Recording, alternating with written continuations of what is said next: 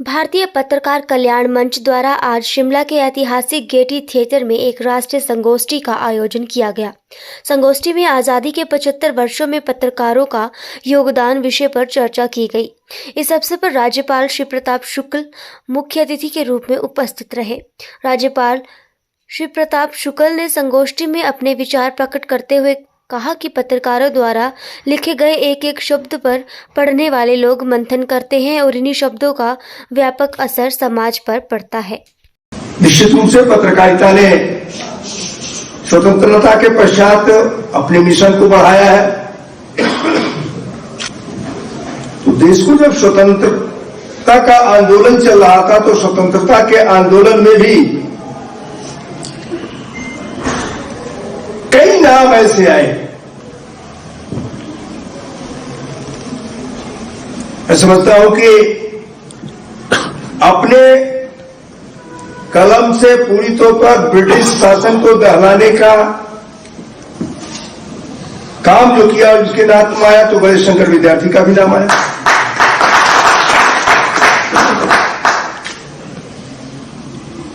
लोकमान्य तिलक का नाम आया,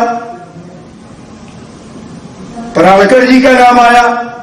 पराड़कर जी को तो समझिए कि गणेश शंकर विद्यार्थी को, पराड़कर जी को अगर इन दोनों को जोड़ा जाए तो मुझे लगता है कि पूरी पत्रकारिता उसी में समा जाएगी। अपने विचारों को जिस तरह से इन लोगों ने अपने भावों को रखा, सुधारात्मक स्थिति में देखा जाए तो बंगाल में राममोहन राय का नाम आया।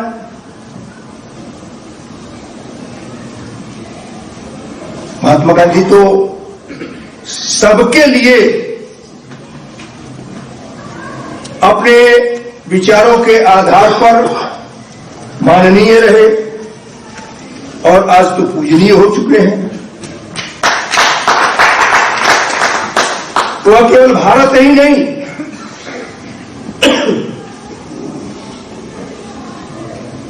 अपितु उन देशों में भी जिन देशों में ब्रिटिशों ने महात्मा गांधी जी को गाड़ी से उतार करके हटा दिया था,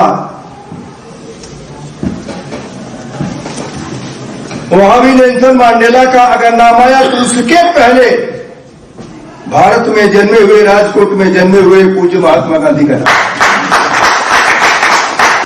पत्रकारिता याद किया जाए और इस पत्रकारिता के याद करने में जो मैंने रामायण सीरियल की बात कही है, मुझे लगता है कि उसी पवित्रता के आधार पर, मैं नहीं कहता कुछ सीरियल की बात करूं, उसी पवित्रता के आधार पर पत्रकारिता चलती रहे, समाज के सही दृश्यों को अंकन करने का काम पत्रकारिता करे, पत्रकार करें। सरकारों से लोग डरते हैं, आप तो सरकार को डराते हो। अगर डराने वाले लोगों को भी कोई डराने वाला हो तो वह पत्रकार कहा जाए। ऐसी पत्रकारिता का स्वरूप लेकर के चलिए। मुझे लगता है कि समाज की कुछ कुरीतियों से भी संघर्ष आप लोगों को करने के लिए करना चाहिए। मैं जब से हिमाचल में आया हूं, आने के पहले देवभूमि है, इसको अपने मन में बसा करके आया, लेकिन आने के बाद हिमाचल को भी नशे के कारोबार ने छोड़ा नहीं है। हिमाचल का युवा भी देवभूमि का सपना भी नहीं जानता है।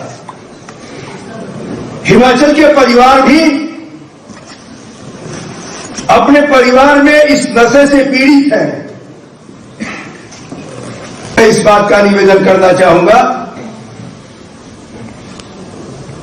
कि हिमाचल को सचमुच में देवभूमि बनाने के लिए अब आप लोगों को और अधिक संघर्ष करना पड़ेगा। स्कूलों में जाकर के,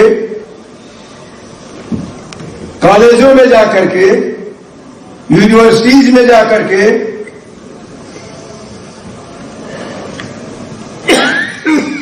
सरकार को डरा सकते हो तो उस परिवार को भी डराने का काम करो जो यह जानते हुए भी कि हमारे परिवार में नशे का कारोबार चल रहा है और बोलता नहीं है, उन लोगों के भी कुरीतियों को उद्धृत करने का काम अपने समाचार पत्रों के द्वारा करो, अपने कार्यों के द्वारा करो। निश्चित रूप से मैं यह कह सकता हूं कि हिमाचल के प्रगति में आपका महत्वपूर्ण योगदान होगा।